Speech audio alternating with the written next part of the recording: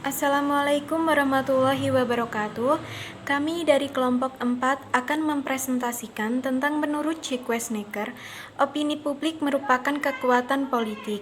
Yang pertama yang akan saya bahas yaitu pengertian opini publik. Opini publik adalah suatu cara untuk masyarakat atau sekumpulan orang-orang yang ingin menyampaikan suatu pendapat, masukan, atau aspirasi yang ada di pikirannya tentang hal-hal yang dilihat atau yang dirasakan secara langsung ataupun melalui media atau perantara. Hal ini dilakukan dengan cara melalui interaksi secara langsung ataupun melalui media seperti media cetak, media massa, bahkan media sosial sekaligus. Oleh karena itu, opini publik dapat diartikan sebagai ungkapan yang menjadi keyakinan yang menjadi pegangan bersama di antara para anggota sebuah kelompok atau publik mengenai suatu masalah kontroversial yang menyangkut kepentingan umum.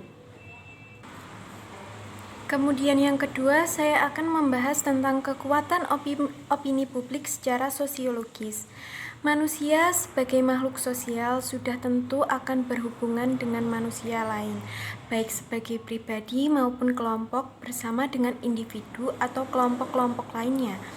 Dalam kehidupannya sebagai makhluk sosial, manusia akan selalu memelihara, meningkatkan kehidupan yang harmonis di antara sesamanya.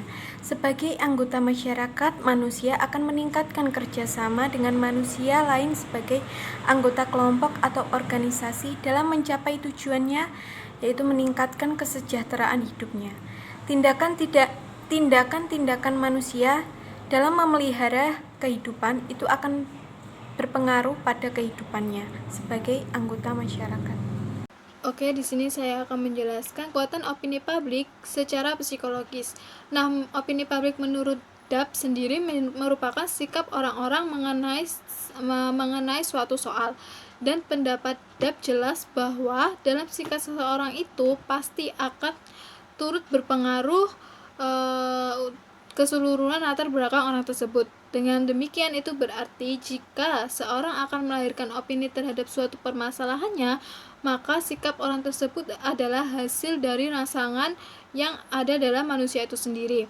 Sehingga apapun yang berasal dari orang itu, misalnya pendidikannya, pengalamannya, perasaannya, serta pengetahuannya, itu akan turut membaca warna terhadap opininya sendiri.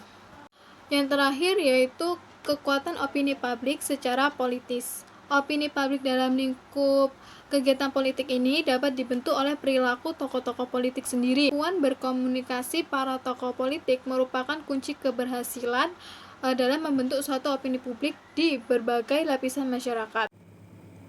Peranan opini publik dalam masyarakat. Peranan opini publik dalam masyarakat makin penting. Hartmut Elcid mengemukakan peranan opini publik disebabkan oleh berbagai alasan. Yang pertama yaitu paham dan sistem demokrasi. Yang kedua, bertumbuh dan menyebarnya fasilitas pendidikan. Dan yang ketiga, menyempurnakan dan kontak atau hubungan sebagai akibat makin efektif dan canggihnya komunikasi. Yang keempat, tuntutan atau kebutuhan berbagai pihak untuk mendapat dukungan. Yang kelima, kebijakan pemerintah dalam hubungan dengan usaha mencapai cita-cita nasional. Banyak faktor yang dapat mempengaruhi terbentuknya opini publik agar sesuai dengan apa yang diharapkan. Salah satu faktor yang terpenting adalah bahwa karakteristik dari opini publik itu sendiri yang mudah berubah dan diubah.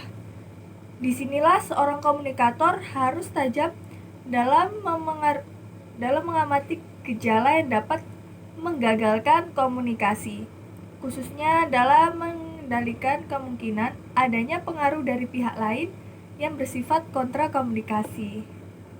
Hasil penelitian Bernard Barilson yang mengatakan bahwa antara komunikasi dan opini publik itu saling mempengaruhi. Hasil penelitian tersebut dapat diartikan bahwa komunikasi dapat mempengaruhi opini publik dan sebaliknya opini publik dapat mempengaruhi komunikasi. Publik merupakan target tertentu, bukan masyarakat umum. Karena publik dipetakan terlebih dahulu berdasarkan sosial ekonomi status, termasuk umur, jenis kelamin, geografis tempat tinggal.